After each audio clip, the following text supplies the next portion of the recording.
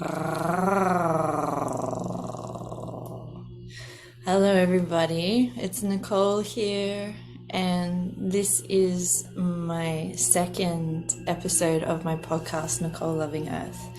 So, after the first episode, I really had time to reflect, and of course, I thought about, did I say the right thing, or was the right thing coming through? And you know what? Listening back to it a few days later, I'm like, it's just perfect, right? And so that comes so much into what I want to talk about today and what the theme of the podcast is today. So I have been in other social media platforms talking all about the sense of self. And sometimes we know our sense of self quite strongly. And, you know, I even mentioned this to one of my daughters on the weekend, was that she has always had and never lost her sense of self and who she is. And I told her that it took me a long time for me to find mine. And I feel like that part of my journey, and you may feel this with your own children or younger people who are in your life, that they seem like they already have their sense of self. Okay, and so what is this? What is our sense of self? What is it determined by? How do we judge it? Where do we see our sense of self lying? Okay, and for so many of us it lies within. For all of us it lies within. And the part of the journey that I wanted to focus on today, or the part of my spiritual path that I wanted to focus on today, was this sense of self and how I came back to mine. So we can think of it as when you know that you're in your full, true soul's expression, when you don't feel the need to hide or shame your version of you. Not the version of you that others perceive you as, or not the other version of you that you have been conditioned to be.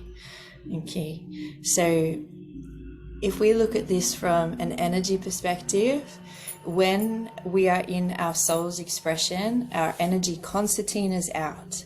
It concertinas out. It can actually fill a room, fill a stadium, fill our whole community when we are in our soul's expression. When we are not in our soul's expression, our energy concertinas in. We feel trapped, we feel small, we feel lost. Okay, and so if we're thinking about that and our sense of self or our energy feeding off us and how much we are in our soul's expression, then of course the next place we look is, well, what am I, or what am I doing? Who am I when I am in my soul's expression? Okay, so your soul's expression can be pulled from many different things. Your soul's expression can be in one singular activity or thing that you do. So for me, I am in my complete soul's expression when I'm surfing, when I'm drawing, when I'm writing, when I'm singing, when I'm dancing, when I'm outside in nature, when I am laughing.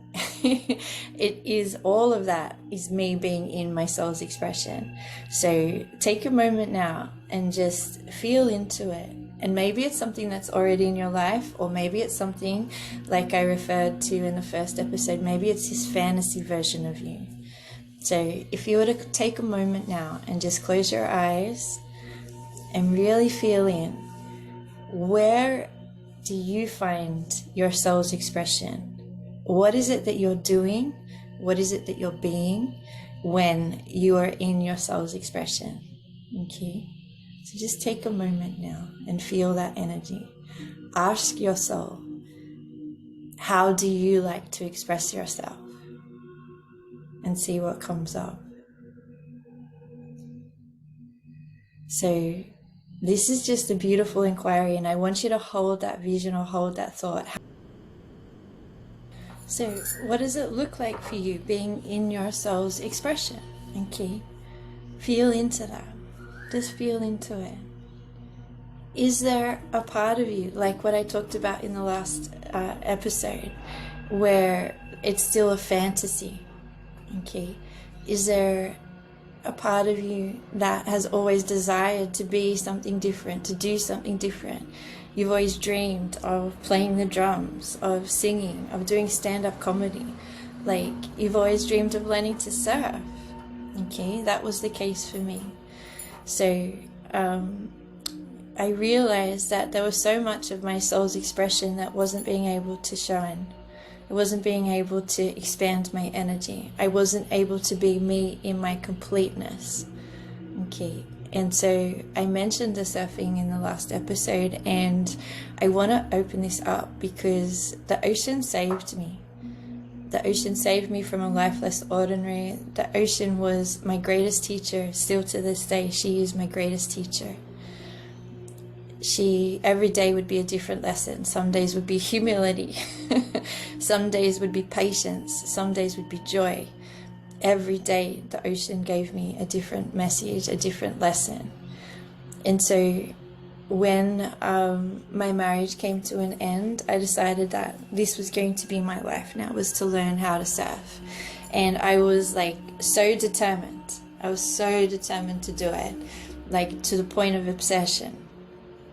I would go surfing in surf way out of my comfort zone. I started off with our big yellow foam board that we called the banana. And I moved onto a fiberglass board, and then I moved onto a longboard. I had all of these beautiful teachers come in just at the right time. One of my dear friends, Maddie, used to take me out, and poor thing, like, I don't know how he managed, but he taught me so many valuable lessons about surfing. My work changed. I was working breakfast shifts before, so I would always surf in the afternoons, and notorious for being windy and onshore and just terrible waves. And my work changed, and I started working nights, and all of a sudden my days were free. And so I basically got drawn into, or was invited into, this community of older gentlemen, retirees, women, school mums, all of this that surfed mid-morning. And even still to this day, even today, I caught up with them and, just said good morning and said hi. And surfing with this community just absolutely opened my world to the difference of lifestyles, opened my world to the difference of people, opened my world to the knowledge and wisdom. I remember one day surfing with the old boys. They said to me, you have over 150 years of surfing experience surrounding you right now, and there was only 3 or 4 of them there. So that kind of experience and being open to be taught was huge for me. Just huge. It's offered me so much more than even just knowing how to surf and learning how to surf and learning how to read weather patterns and all of that. There was one thing that I just longed for, which I remember 5 years ago asking for. It was all I wanted. I cried for, I pined for, I longed for a father who loved and respected me, who just was normal, whatever normal is, who didn't want anything from me other than the best. It was this feeling of me being denied such a gift. There was this feeling that I had denied my children the same by ending my marriage. A mother and a father who were together in love, raising children.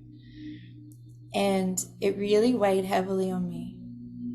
And it was only the other week that I was reflecting on this community of probably 10 or 20 father-age men, that the universe not only provided me with one father, the universe provided me with all of these fathers. Ones I could go to about my love life, ones I could share things about my children, ones I could, ask how they were going in their families. It was so amazing to me that what I'd asked for had been handed back to me tenfold. I've said this to a few of them, that you know, they are like a father to me, and I love it. And each time I have, it's brought a tear to their eye, because it's a bond that cannot be broken, you know. And they know a little bit of what I do, but the part of community is that we can have this sense of self of who we are, right? But when you're in community and you can still be your amazing, expansive self, they don't need to understand what it is that you do, especially in a spiritual context. But they don't have to understand it to love you, you know? That love is unconditional. I could tell them I clean toilets and they would love me. I can tell them that I climb roofs for a living and they would love me. I tell them that I teach people spirituality, they still love me, you know, and I love them. So that community, that non-judgmental community, has shown me what love is on a level there that I didn't expect. The thing about surfing is that I think I was about 2 years in learning, and I just didn't feel like I was getting any good. I still felt like I was a complete beginner, a complete novice. And one of my brother's friends said to me, and he used to always call me Utah, after Point Break movie, that I was Johnny Utah. And he'd be like, Utah, it's going to take you at least 6 years before you feel like you're any good. And the minute he said that, all of the pressure that I'd put on myself, all of this frustration that I had, all of this you know, just wanting to be good just kind of fell away. I realized that I was in it for the long haul. I realized that this was something that I was doing for me. You know, there was this energy within me of needing to prove this to myself, prove it to others. I didn't want to be someone who surfed. I wanted to be known as a surfer. Okay, my sense of self, my sense of self was so heavily tied to being known as a surfer at that time. And it's funny because I am known for pretty much always surfing in the same spot, around the same spot. And if someone sees me surfing at another break or a beach, like in our local area, they're always like, oh, what are you doing here? So I am definitely a creature of habit. I definitely like being that creature of habit. But what truly began as something that I needed to prove to others, prove to myself, completely flipped. Because every time I'd go for a surf, I would sit out the back, I would say my gratitude prayer, thank you for keeping me safe, and thank you for my body, and thank you for where I live, and thank you for my abilities, you know, and thanking everybody. I mentioned this last time. And so when I was doing that, people would always ask me, like, what are you doing? What do you do when you paddle all the way out the back by yourself and you sit there for 5 minutes and then you come back and surf? And I would tell people, I say, thank you. I'm saying my gratitude prayers. And I could see people just sort of starting to go, oh, you know, like she's not only out here just for herself. The thing about the ocean, the thing about water, the thing about nature is that what energy we are putting out there is received and given back to us tenfold. I do not go do my gratitude prayers to get more waves or better waves, though sometimes that happens. And I say thank you. What I do it for is because I want to give thanks to the ocean. I want to every time be out there and putting my loving energy into that ocean, for the ocean to feel my energy, for the ocean to pass that energy onto someone else who maybe is having a tough day of it.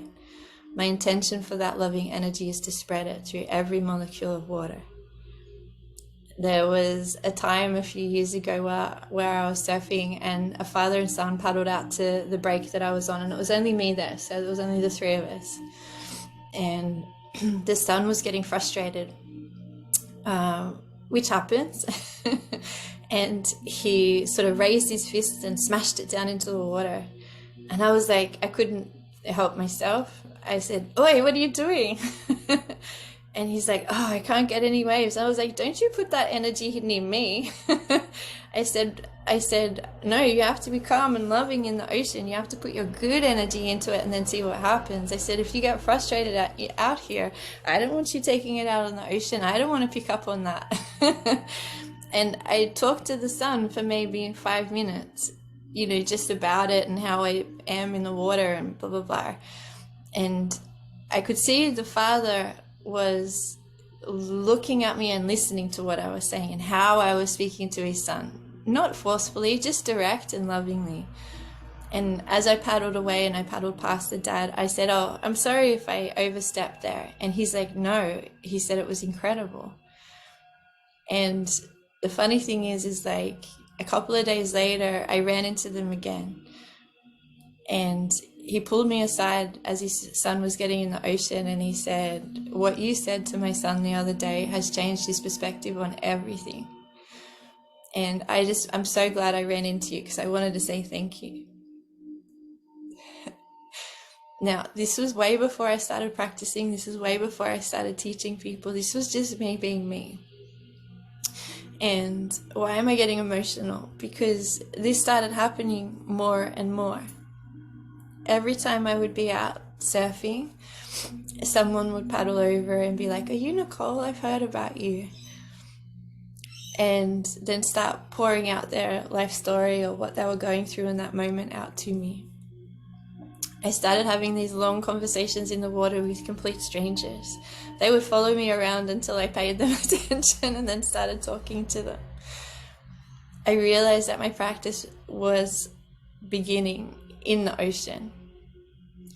So when I changed careers, when I went to see the hypnotherapist, and she opened me up, and this will be another session that I talk about that experience, I started having my guides come through. I started having these experiences of voices or feelings of energy around me, more and more so in the ocean, more and more so anytime I was in water, in the bath, in the shower.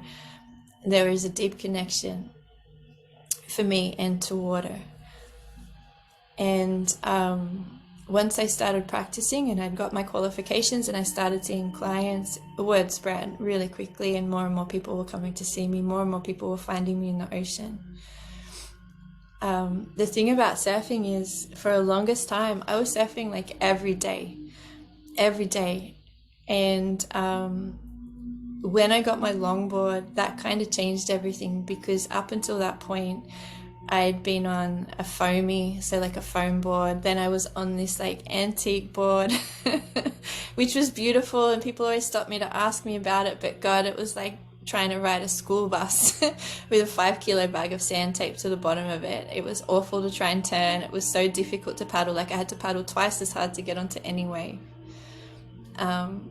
But she taught me how to surf. That board taught me how to surf. It was like training packs, And then when I got my longboard, it took me a long time to have the courage to ride her, because she was so fast, so agile, so quick to turn compared to my other board. And I remember the day that it all kind of clicked into place. My surfing clicked into place. Riding the longboard clicked into place. I was out there and it was like this perfect afternoon, long longboard waves. It was the end of February, probably 4 or 5 years ago. And it was just magic. And I thought, oh my God, like I just knew paddling in, this was going to be a good day. This was going to be the day. Like I just had this feeling. And the first wave I got, and I bombed. And I was like, okay, come on. I named that board Peaches. I still have her. I was like, all right, come on, Peaches, let's do this, And something just clicked. And I got up on that wave, the next wave, and we just had it. Like the two of us, my board and I had connected, And it was just like, I guess I'm still seeing the waves now. It was like longboard waves, just absolute perfection. And I was like gliding along them, and one after the other. And I was laughing, and I was with my girlfriend, and we just couldn't believe it because I'd struggled for so long. And it was like it all just clicked into place. And from that point on, it was like Okay, next I want to do this. Next I want to do this. Next I want to get to the nose. Next I want to ride a bigger wave. Next I want to do this. Next I want to perfect my pop-up. Next I... It was like every time I went surfing, I wanted to work on one thing, right? Whether it was my paddling, whether it was getting over big waves, whether it was like conquering fear. And I kept going out in bigger and bigger swell on a 9'2" longboard. So for those who surf, like I've been out in swells overhead. I've been out in swells like up on the Gold Coast at Snapper Rocks in that channel, Little Marley, in double overhead on a 9'2" longboard. I've had guys multiple times paddle up to me and ask me how I got that board out here, right? And I would just turn them and say the same way you did. You know, this cheekiness in me has never gone away. And the first time I got a truly big wave was up at Snapper Rocks. There is a deep water channel just off there called Little Marley that runs all the way through to Greenmount. And this day, it was huge. It was a few years ago between Christmas and New Year's. And there was me and 2 other older gentlemen out there on this day. Nobody else. It was too big. And I got out there and they were like, oh, I was the only girl. As far as I could see, I was the only girl. And they were talking to me and I was like, okay, these waves look rideable. And they're like, yeah, they're rideable. And I was like worried that when I got out there, I wouldn't be able to ride them. They were huge. But the thing about that deep water channel is that it's not a barrel. Okay, it's like soft, pillowy waves. And I was watching them catch them and realizing, okay, I can do this. You know, I can do this. And that phrase I have said probably my whole life. Anytime anyone's asked me, can you do this? I can do that. And I was like, okay, I can do this. And on that day, I was sitting out there and this song came into my head. And it was Kenny Rogers. Know when to hold 'em, know when to walk away, know when to run. And I had to know when to hold 'em and I had to know when to walk away. And I was singing that song at the top of my voice and the old boys were loving it and they were joining in. And this wave came up and one of them had said to me, okay, this is yours. Enough singing. This is your wave. And I paddled for it and taking off on it, I was maybe halfway down the face.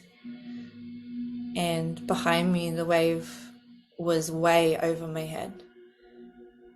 Halfway down the face of the wave and it's way over my head. And I was like, okay, I've got this, I can do this.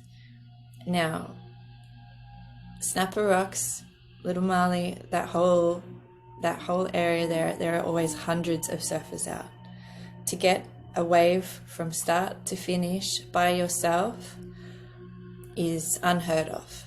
Either you come off or someone will drop in or another person will get on it or someone will stack and then somebody else gets on. It's unheard of. Well, I've never seen it where the same person gets the one wave from start to finish by themselves. And on this day, for whatever reason, maybe it was Kenny, I was up and down that wave. I was careening, I was turning. I rode that wave from start to finish without a single person dropping in, without a single person getting on it. I rode that wave from inline, from Snapper Rocks all the way through to Greenmount Beach. I don't know how many meters that is, 200, 300, 400 meters, I don't know. I don't know how many turns I did. I don't know how many times I looked guys in the eye and said, not today, buddy, pull off. Not one single person dropped in, not one single person came on. They all saw what was happening there. I was having cheers, I was having people yell, you! I was hearing the crowd as I was doing it. This wave was the biggest wave I've ever ridden to date, and it was one of the first big waves I've ever ridden. Now, the thing is that when that wave came to an end and I was literally at the beach, I just got out and I walked back to my van.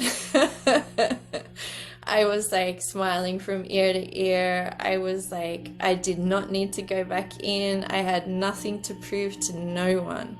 I had nothing to prove to myself. I was just like, yeah, I did that. I didn't care if anyone got a photo. I didn't care if anyone saw it. I didn't care if anyone came up to me and said that was amazing. I did not care. I had proven to myself that I was a surfer, and that I liked big waves. That I really liked big waves.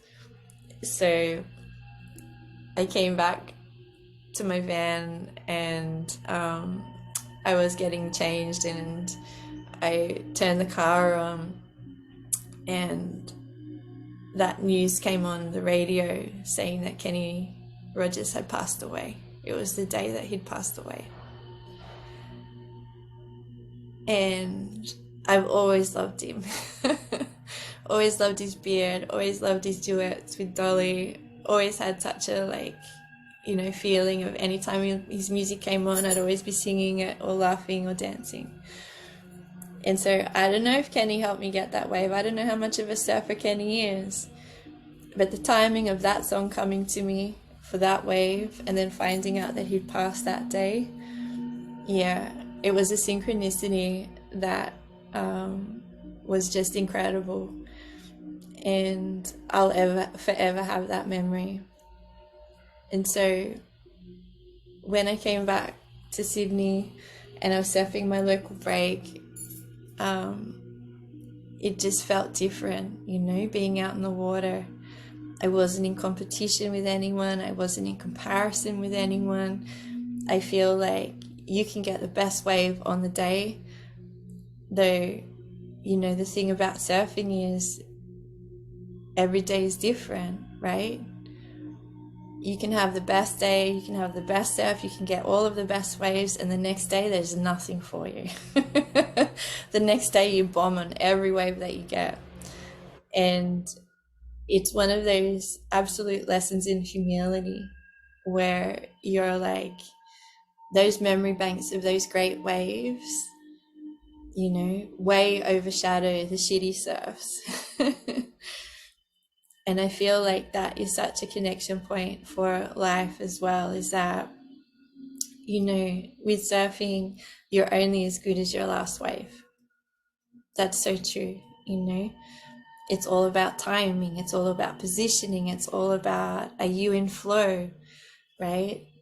If you go out into the surf with any other intention than, whatever is to be delivered or whatever your lesson is today, then she is going to sit you on your ass.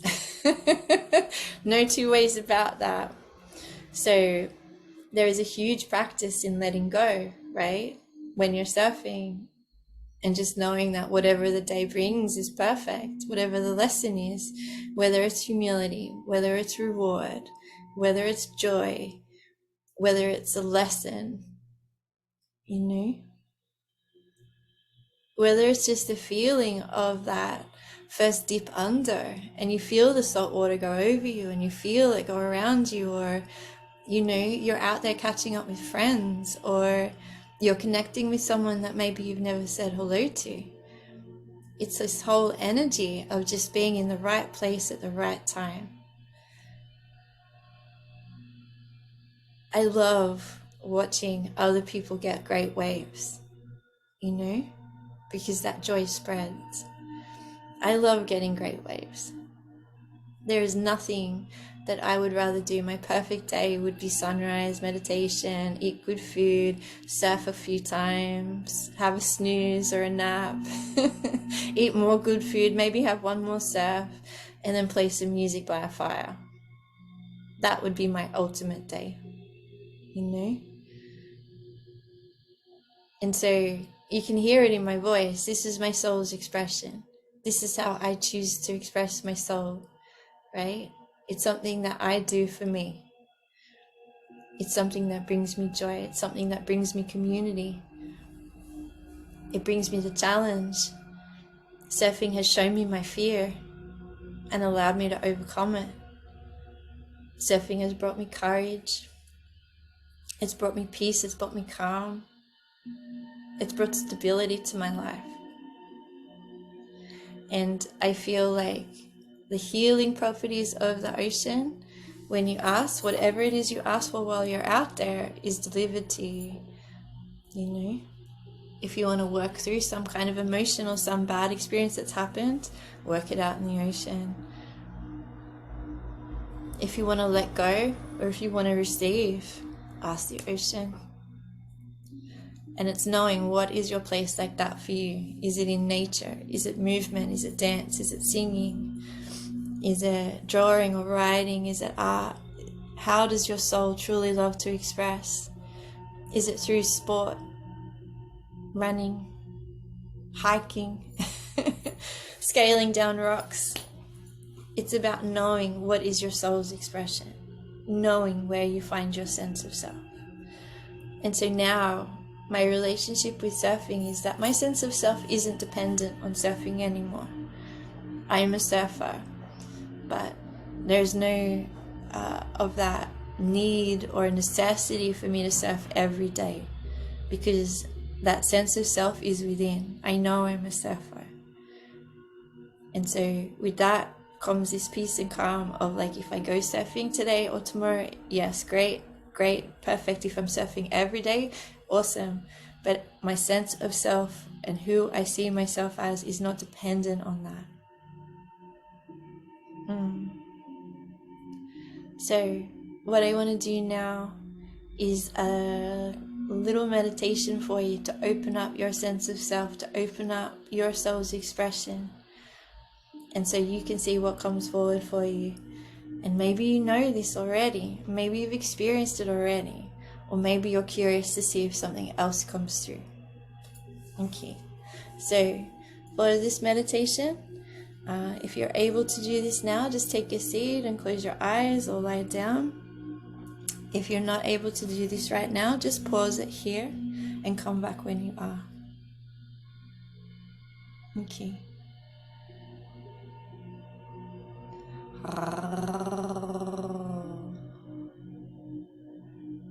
Okay, so for this meditation, just start taking some breaths in and out. Some breaths in and out.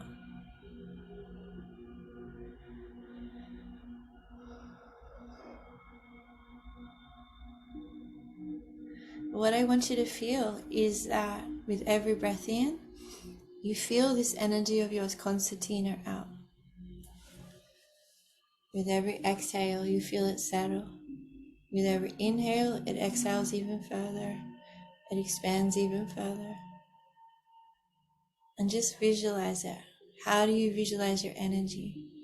Are you like one of these beautiful iridescent jellyfish that are expanding out and in?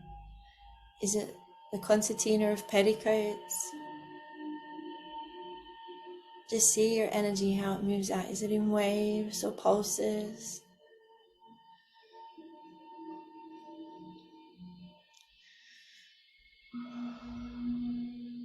With every inhale, you're breathing in more space. With every exhale, you feel your field expand and expand. The expansion of your energy allows for you to feel space, allows you to feel stillness and silence within, allows you to feel a freedom of movement.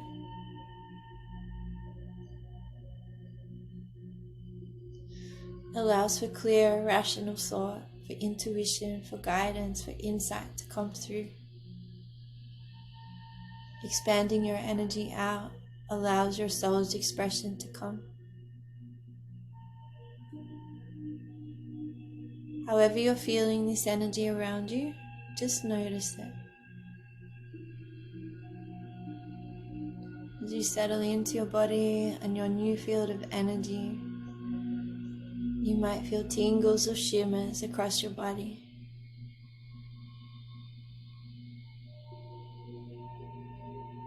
You might have insights already coming.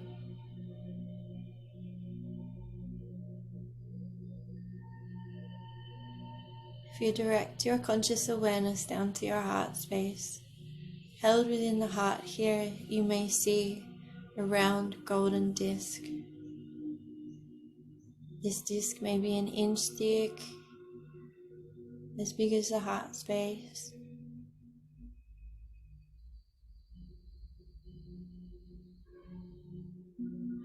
Turn this disc 1/4 turn clockwise, 2/4 turns clockwise, 3/4 turns clockwise, 4/4 turns. A full rotation of this golden disc, and feel it push in. Opening your heart space, opening and feeling that heart space open and open and open. This flow, this outpour of love that comes from you to you and around you.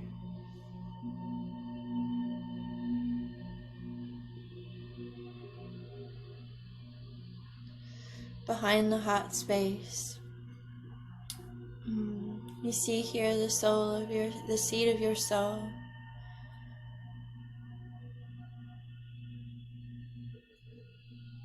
Allow this to flow around this golden disc, flow through the golden disc, flow out of your heart space. Maybe you see it as ribbons of light. Maybe you see it as this flowing energy. Each beam, each ribbon carrying a different part of your soul's expression. Allow the feelings to come for what it is that you do, that you are, that you be in your soul's expression. Maybe it comes to you as memories, maybe it comes to you as visions, maybe it comes to you as words spoken or felt or known. Maybe you see yourself doing this already. Allow your soul's expression to expand and grow brighter and expand and grow brighter.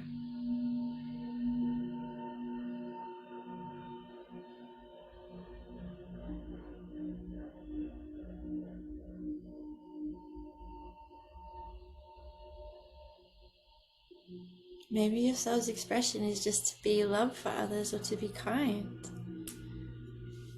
Maybe it is an artistic pursuit. Maybe it is a creative pursuit. Just allow that information to flow. Be open, be limitless with what comes through. Maybe it's cooking. Maybe it's being with family. Maybe it's teaching. Allow your soul's expression to show itself in all of its aspects. Many different things. Feel the joy, that feeling of joy, that energy of joy that comes with your soul being recognized, that your soul's expression being seen and felt, being heard, being known. Allow that joy to fill you like rainbows of joy that are filling up from your legs, from your toes, all the way up your legs, all the way up your being, all the way up your arms, all the way up your head, where these rainbows of color are just coming through you, these rainbows of joy.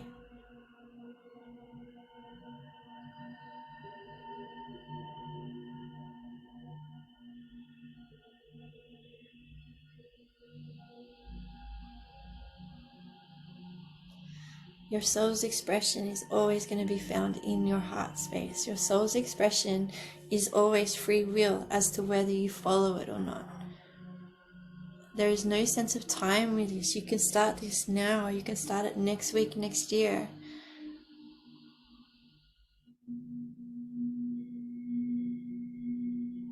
Just notice how simple it is.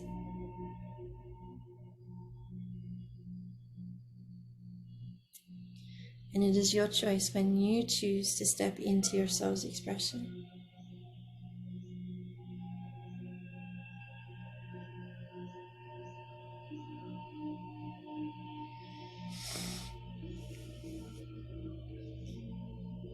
Allow the feelings to keep flowing. Allow this river of joy to keep flowing.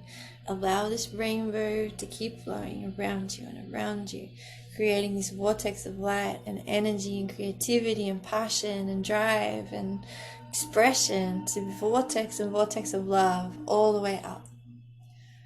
Allow your soul's expression to reach the heavens, to reach the heights of consciousness, to explode into a myriad of light that rains down upon you.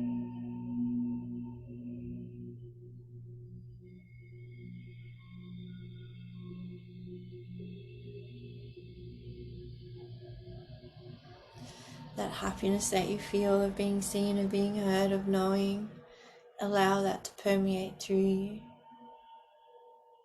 This is you in your full expression, not a concept or an idea. This is the feeling of you in your soul's expression. This is the visual of you in your soul's expression.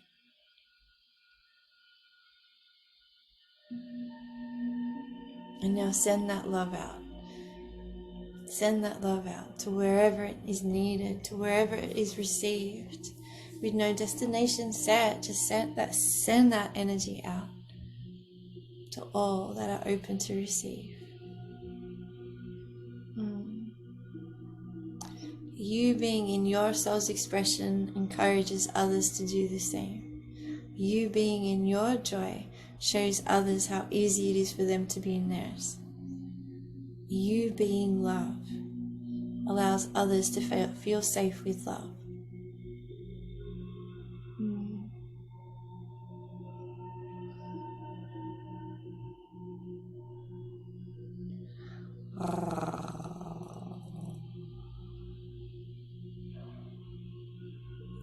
So some journal prompts or some affirmations that can help this process is like writing down what are the things that show my soul in its full expression. How am I going to incorporate this into my life? Is it things that you're already doing, or is it something new for you? Was there any surprises? Be super curious, be playful.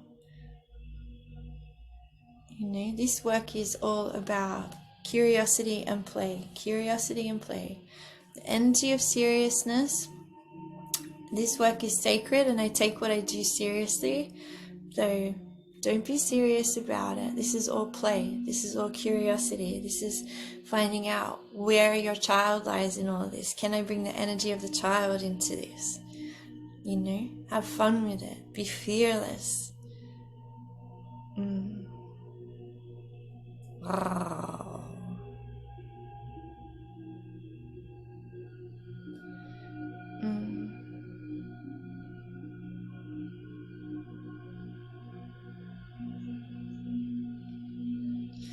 I've done a piece on writing all about the sense of self, and it's titled The Art of Letting Go.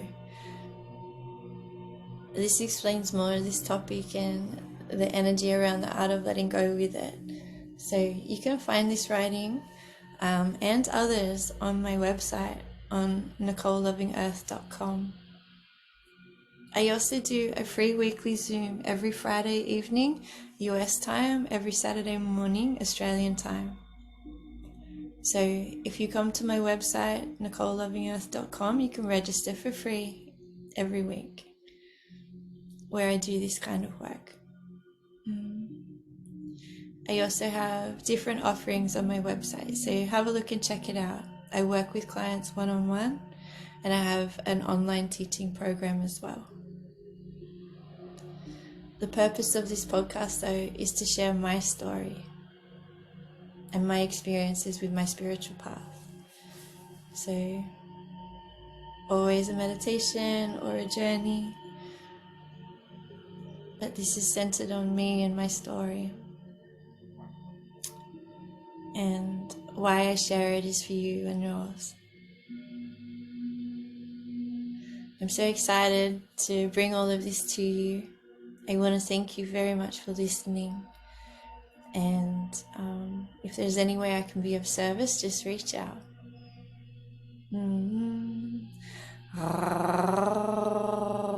With so much love from Nicole Loving Earth.